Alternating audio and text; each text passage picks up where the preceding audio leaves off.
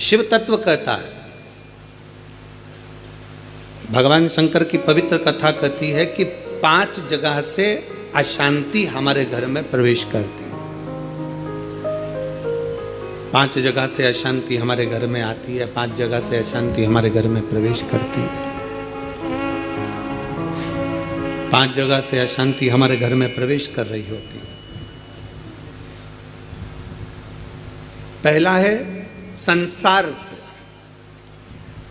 दूसरा है संपत्ति से, तीसरा है संबंधों से, चौथा है स्वास्थ्य से और 5वां है संतान से।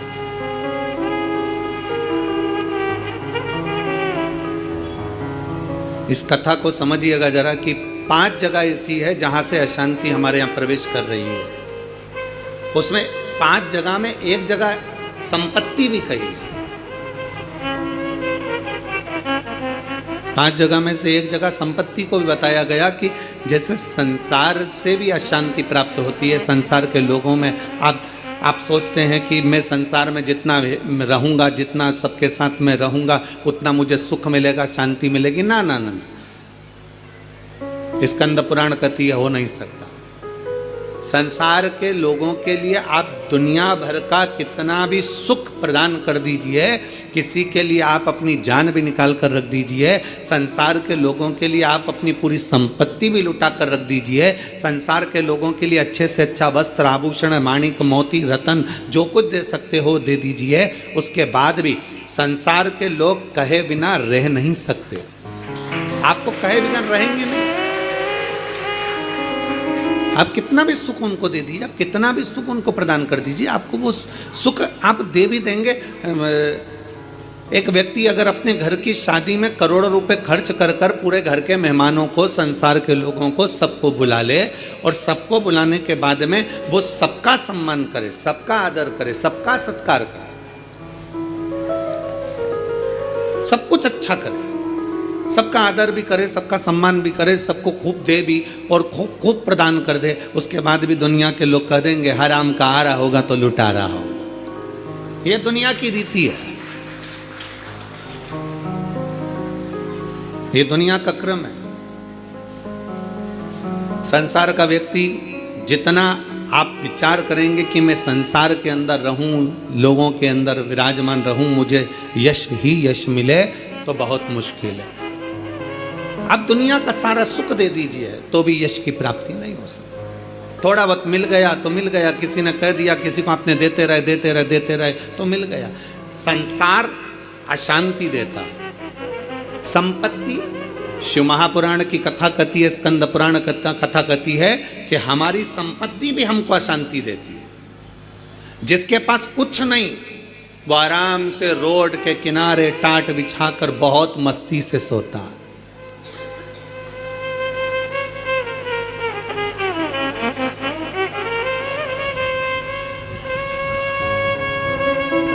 और जिसके पास में बहुत कुछ है, सारी संपदा भरी पड़ी हुई है, सारी दौलत भरी पड़ी हुई है, सुंदर बंगला है, डनलप का गद्दा है, एसी भी लगा है, पलंग भी लगा है, नौकर चाकर सब कुछ लगे हैं, सब कुछ,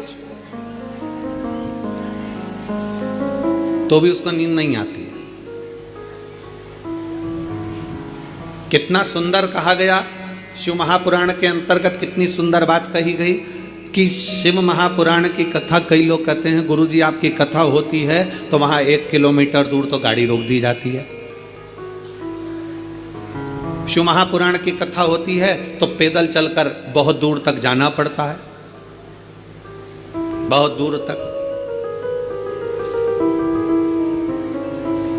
पर कोई किसी चिकित्सक से पूछे, कोई डॉक्टर से पूछे, कोई आयुर्वेद वाले से पूछे, कोई होम्योपैथिक वाले से पूछे, कोई योग गुरु से पूछे कि शास्त्र क्या कहता है, हमें स्वस्थ रहने का तरीका क्या बताता है, तो कहा सबसे सुंदर तरीका है स्वस्थ रहने का कि जितना पैदल चल सकते हो उतना जिंदगी में सुख प्राप्त कर सकते। अब भगवान भोलेनाथ जी की कथा सुनने के लिए आप लोग आते हैं, शंकर जी की कथा में आप लोग पहुँचते हैं, शिव पुराण में पहुँचते हैं, तो बाबा भोलेनाथ पहले ही तुम्हारे स्वस्थ रहने की व्यवस्था कर देता है। भोले बाबा करता क्या है कि 1 किलोमीटर दूर तो गाड़ी रुकवा देता है। तुम कितने बड़े भी सेठ हो, 1 किलोमीटर दूर गाड़ी रुकवा दी और बड़े प्रेम से पैदल पैदल आराम से चलते चलते चलते चलते कथा में पहुंच गए, आसन लगाया, बैठ गए, बैठने के बाद वापिस जाने की तैयारी हो जाती है। शिव महापुराण की कथा कहती है संपत्ति सुख नहीं देती, संपत्ति अशांति दे देती। संपत्ति शांति नहीं दे सकती, वैभव दे देगी।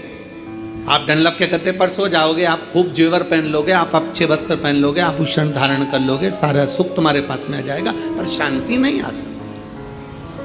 इसलिए बारंबार कहा गया, मिलता है सच्चा सुख केवल भगवान तुम्हारे चरण। बाकी के दुनिया का सुख कहीं नहीं प्राप्त हो सकता। दुनिया का सर्वाधिक सुख भगवान के चरणों में। आप कुबेरेश्वर बाबा की धरा पर आए हैं, कुबेरेश्वर बाबा की धरा पर कभी पहुँचे या आए तो कुबेरेश्वर बाबा की धरा पर पहुंचकर तुम कहीं पर भी एकांत में बैठ जाओ, जितनी देर बैठे रहोगे आपको ऐसा महसूस होगा कि मेरा शंकर तुम्हारे आसपास में से घूम कर निकल कर गया है। शिव तत्व की प्राप्ति कहीं नहीं। और सारे तीर्थ धाम आपके चरणों में, हे गुरुदेव प्रणाम आपके चरणों में। सारे तीर्थ धाम आपके चरणों में, हे गुरुदेव प्रणाम आपके चरणों में। आप जितनी देर बैठोगे परमात्मा के चरणों में, जितनी देर विराजमान हो परमात्मा के चरणों में, जितनी देर बैठे हो उतनी देर तुम्हें शांति है, उतनी देर आनंद है। तो शिव तत्व कह रहा है कि संसार में शांति नहीं है, संपत्ति में शांति नहीं है। शिव तत्व कह रहा है संबंधों में शांति नहीं है। जितने संबंध बनाते चले जाओगे, नहीं साहब हमने इनको हमारा भाई बना लिया, घर का भाई नहीं बनी लिया, भाई बना के बैठे। नहीं साहब इसको हमने हमारी बेटी बना लिया, घर की बहन बेटी को साड़ी नहीं दिला रही और दूसरी बेटी बनाते फिर। नहीं साहब इनको हमने हमारा काका जी बना लिया, घर का काका जमीन और जायदाद के लफड़े में पड़ा, आज तक नहीं सुलझ रहा और एक और काका बना के तैयार कर लिया। नहीं साहब ये हमारी बुआ है, नहीं साहब ये हमारा ये है। नहीं, संबंध जितने जितने संसार के लोगों से जोड़ोगे, शिव पुराण कहती है जो हमारा संबंध है जितने लोगों से जुड़ा है उतना ठीक है, पर अलग से कोई संबंध जोड़ने का प्रयास मत करो, अलग से परमात्मा को जोड़ने का प्रयास करो तो जीवन की सार्थकता, जीवन के साथ परमात्मा को जोड़िए। परमात्मा को अपने करीब लाने का प्रयास करिए, परमात्मा को अपने नजदीक लाने का प्रयास करिए। परमात्मा को अपने करीब में जितना जितना लेकर आओगे उतना उतना सुख और शांति आपके जीवन में आती चली जाए, उतनी शांति उतना सुख। शिव महापुराण की कथा के माध्यम से 3 दिवसीय शिव चर्चा का ये सुंदर संवाद, आज तृतीय दिवस है, विराम का दिवस है। स्मरण रहे, संसार से, संपत्ति से और संबंधों से शांति की अनुभूति नहीं है। संबंध भी हमको अशांति देते हैं। किसी ने कुछ कह दिया, मन अशांत हो गया, किसी ने कुछ बोल दिया, मन अशांत हो गया, कहीं किसी ने कुछ कहा, अपन घर से निकल कर चले गए, मन अशांत हो गया। अच्छा, जरा सा विवाद हुआ और लोग घर छोड़कर चले जाते हैं। हमको ये समझ में नहीं आता कि घर में तुम रहकर भी शांति का अनुभव नहीं कर पाए तो क्या क्षिप्रा जी के तट पर जाकर, गंगा जी के तट पर जाकर, नर्मदा जी के तट पर जाकर, किसी तीर्थ में जाकर, सबको छोड़कर, अकेले घर से निकलकर, घर के बाहर जाकर क्या तुम्हें शांति मिल जाएगी? जम के बोलो जरा, नहीं मिल सकती। घर छोड़कर शांति का अनुभव नहीं हो सकता।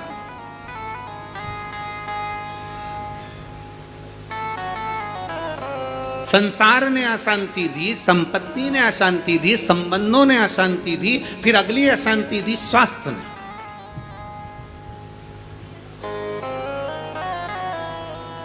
घुटने दुखने लगे, कमर दुखने लगी, पीठ दुखने लगी, अशांति होने लगी, अब मैं बहुत बीमार रहने लगी, मेरे जीवन का क्या ठिकाना गुरुजी, मेरी जिंदगी का क्या ठिकाना।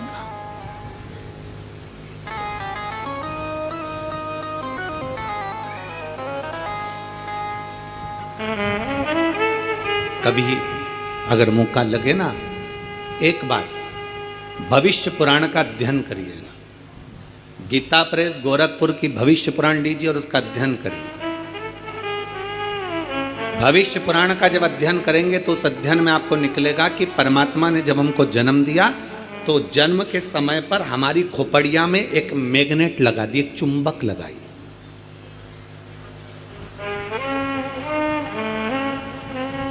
परमात्मा ने हमारी खोपड़िया में, हमारे मस्तिष्क में, हमारे भेजे में, हमारे सिर के अंदर, हमारे मस्तिष्क में एक चुंबक लगा।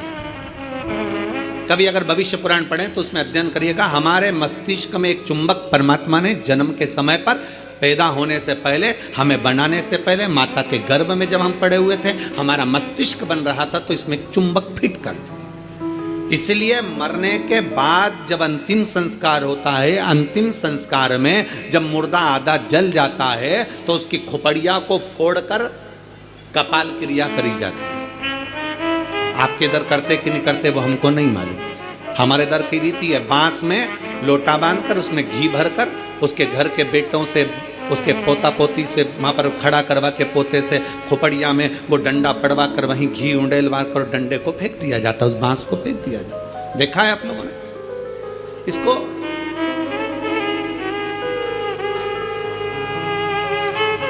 भगवान जब हमें जन्म दिया, परमात्मा ने जब हमको पैदा करा, उस समय पर माथे में, मस्तिष्क में, भेजे में एक चुंबक लगा। क्या करती है वो चुंबक? चुंबक का कार्य क्या है? चुंबक का कार्य है, अगर आपने पैसा पैसा पैसा पैसा सोचा विचारा, दिन रात पैसे पैसे में लिप्त रहे, तो व्यक्ति वो मस्तिष्क में जो चुंबक लगी है वो पैसे को अपनी ओर खींचती है। मतलब मनुष्य पैसे को आसक्ति के रूप में अपनाना प्रारंभ कर दे। अब चुंबक का दूसरा कार्य क्या है? अगर किसी बुरे व्यक्ति में बुराइयां देखोगे तो वो बुरे व्यक्ति की बुराई तुम खींचते चले जाओगे। वो तो ऐसी, वो तो वैसा, वो तो वैसा, हर व्यक्ति में बुराई, क्योंकि तुम्हारे भीतर में जो भेजे में चुंबक भरी है वो बुराइयां ही खींचेगी। और अगर तुमने किसी व्यक्ति में अच्छाई देखना प्रारंभ कर दी तो तुम्हारे मस्तिष्क में जो चुंबक लगी है वो दिन रात हर व्यक्ति में अच्छाई को ढूंढना प्रारंभ कर देगी, अच्छाई खींचना प्रारंभ। एक चुंबक लगी। अब ये बात तो अपने तक हो गई, अब मेन बात पर जाओ, मुख्य बात पर।